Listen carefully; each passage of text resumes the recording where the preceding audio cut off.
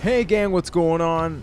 No, seriously, what's going on? It feels like we finally got over this injury plague that was scouring through the WWE, and so far 2016 seems like it's the year for suspension. So already in 2016 we have suspended former WWE superstar Adam Rose, one half of the Ascension Connor. Roman Reigns was suspended this year, and now added to the list are the apparent couple of PAIGE and Alberto Del Rio for their first violation of the wellness policy. Both have been suspended for 30 days, but also included in this bunch, and this is not a joke, Eva Marie. Now, cue the joke where she has taken that storyline seriously, where she is going out of her way to actually get suspended to avoid wrestling. Now, real talk, this is ridiculous. Now, the combination of Eva Marie, Alberto Del Rio, and PAIGE have basically been announced at around the same time. Not a lot more information has come out about this. WWE is very quiet about this, understandably, as a company, but at least they do the honors of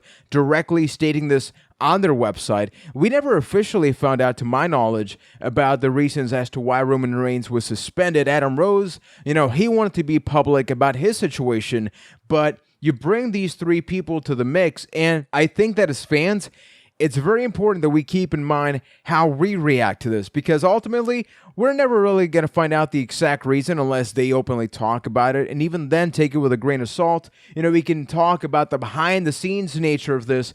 As fans, let's talk about the product. How does this affect the product? So you have your PAIGE and Alberto Del Rio. Admittedly, they have not been doing much recently in WWE. PAIGE has had a match here and there. Same thing with Alberto Del Rio, most recently battling the likes of Randy Orton before SummerSlam.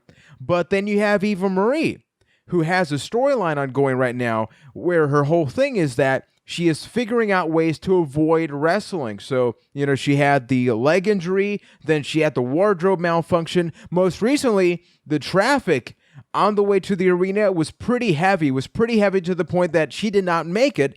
Now, she's got 30 days to get ready for her next match. And it begs the question, what's WWE going to be happening? What are they going to be doing about this situation in the long term? Will it affect their pushes? I don't really think so much with PAIGE and Alberto Del Rio, because there wasn't really much of a push happening in there. But with Eva Marie, you have to ask yourself, is the WWE going to integrate this in some way with her storyline or character? Now, they did the same thing with Roman Reigns. He got suspended, so then Seth Rollins would talk nonstop about this. So it is a really unique situation. You also got to wonder, were the three involved in some kind of party? Were they hanging out? It's weird that three high-tier or pretty up there WWE superstars have been involved in this. Eva Marie had a tag team match scheduled for SummerSlam. What's going to happen with that now?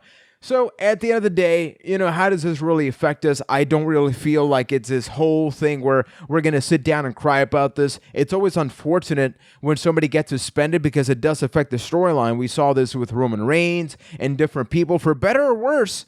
It's crazy how these things happen. Brock Lesnar was not suspended because of the whole thing happening with the UFC testing, but I would like to get your feedback. How do you feel about this? Do you think that we will eventually find out something about this? Is this going to be involved in Total Divas in some way? This is real, right? Like, they have their real names on the website. This is not fake, but maybe for publicity's sake, WWE does integrate this into some kind of reality TV update where, hey, this is what's happening, and now it's maybe them going to rehab, because once again, we don't know. More information can come out by the second, so make sure to check out next week's podcast where we will provide our review for SummerSlam. But this Sunday, right after SummerSlam itself, Ryan will be providing his review of the show. We also have our predictions for SummerSlam and NXT TakeOver Brooklyn 2 happening on this week's podcast, so you will be getting a link at the end of this video, or hit the I so you can immediately listen to our podcast, available every single Tuesday night. Hopefully this is not the first three people of many others that could be involved, because I do believe ultimately that the three were involved in a similar scenario, and that's why things happened the way they did. So check out the podcast, and also we have a couple of different roundtables, which are one-topic discussion videos. One of the latest ones includes 5 themes that are simply awesome. We have some about entrances and tons of other stuff, so check this out. So thank you for checking this out. Look forward to your comments, and we will be back with tons more right here on Byte That. Sorry, Eva.